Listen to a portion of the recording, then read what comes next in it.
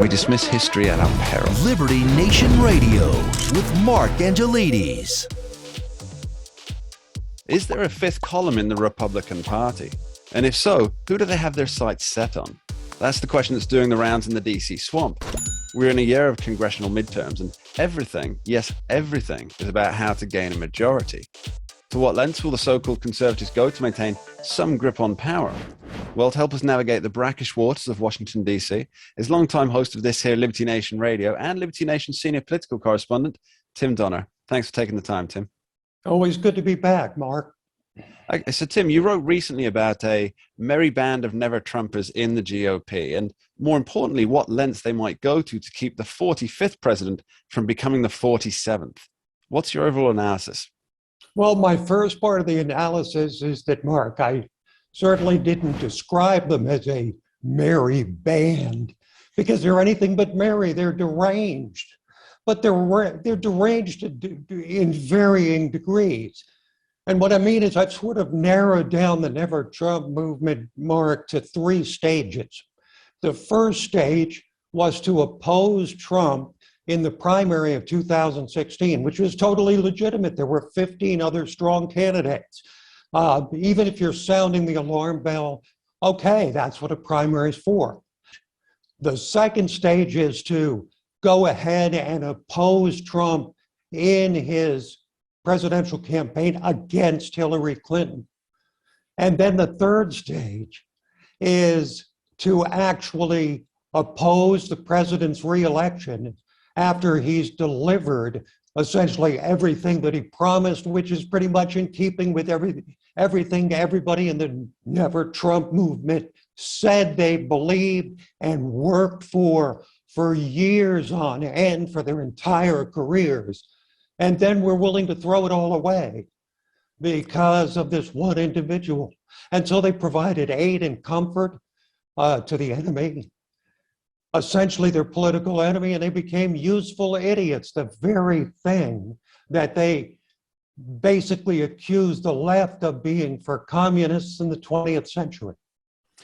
Yeah, it's funny that even people who opposed Trump before he became president gave him an A grade in terms of policy. And this was people who were seriously against the Trump presidency. And yet, in terms of what he actually achieved, you know, they really couldn't fault him on those, especially getting things delivered. Now, an important point you make is that these folks, that they're saying that the Republican Party left them behind.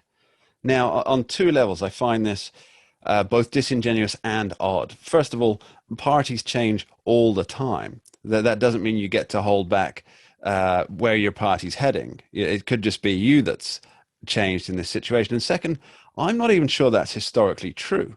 What do you say?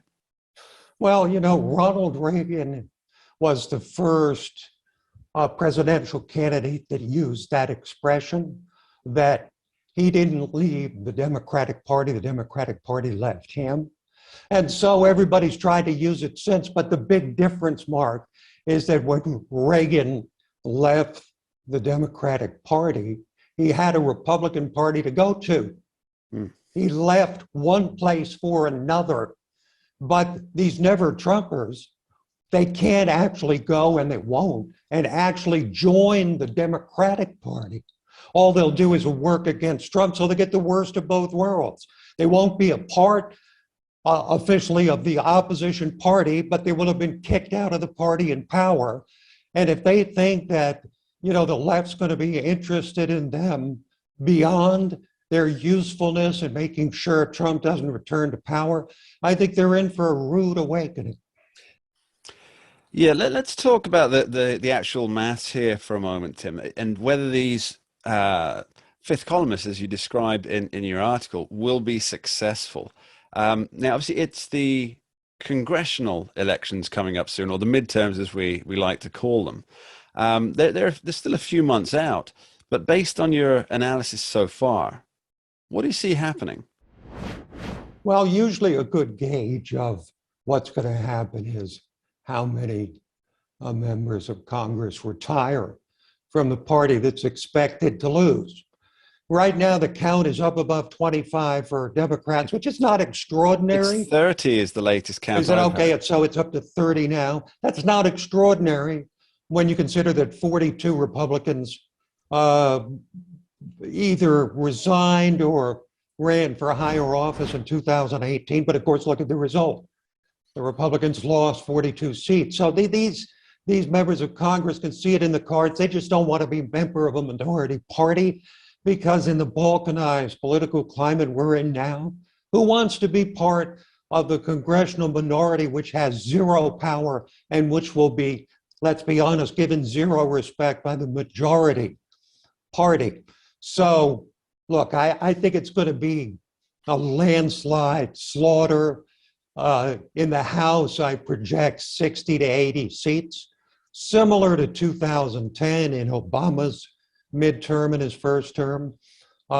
In the Senate, I think the Democrats have a chance only by virtue of mathematics, because the Republicans have to defend 20 of the 34 seats. So mathematically, Democrats have a chance. But on the ground, Biden's approval is so staggeringly low for a first-term president that he's a millstone around their neck that they can't get rid of. And they can't call for Kamala Harris because she's even less popular. So it's it could be, the Senate could be a disaster too for the Democrats. I think it's going to be, let's put it this way, if I'm a Democrat, I would avert my eyes on election night. Yeah, it's quite notable, I think, that in two of President Biden's recent visits to states, I think it was Georgia and Pennsylvania, that the key players in those states, Stacey Abrams, for example, or different candidates for office in those states, refused to turn up, claiming scheduling conflicts. In an election year, they've decided we do not need to be seen, we do not need to be photographed, and we do not need to be associated Precisely with the president who leads our party. And that is shocking in itself. I think that tells us all we pretty much need to know about how the congressional elections are going to go. Now, I guess the next question, our final question, has to be, based on your analysis here, what can we expect Joe Biden to get done after November? Well, you might remember what Barack Obama said after the 2014 midterm elections, which were, he called 2010 a shellacking. 2014 wasn't quite as bad, but it was pretty bad. But what he said afterwards, I've got my pen and my phone. And that's all Biden's going to have. The problem is he's not nearly the dynamic character that Barack Obama was. He's in decline. It's an irreversible decline because this is not like cancer or any number of diseases that can be overcome. A dementia, his cognitive decline is not anything that can possibly reverse itself because of the nature of the condition. So, he's going to be about as powerless as a president can be, given the combination of probably losing both houses of Congress and, for all intents and purposes, having lost his party, which will try to distance itself from him and focus on anybody they can get to run in 2024 that can beat Donald Trump or whoever the Republicans put up. Tim Donner, thank you ever so much. Always a pleasure. After this short break, we'll be back talking liberty and finding out why Kamala Harris may not have the swing vote on the Supreme Court nomination. Coming up next. We dismiss history at our peril. Liberty Nation Radio with Mark Angelides. Who are we? We are Americans that believe in liberty. We are a project of the nonprofit One Generation Away. We are patriots who apply the founding principles to the issues of today. And they keep moving the goalposts on us. We are educators and commentators who love America and the Constitution. Who are we? We are Liberty Nation.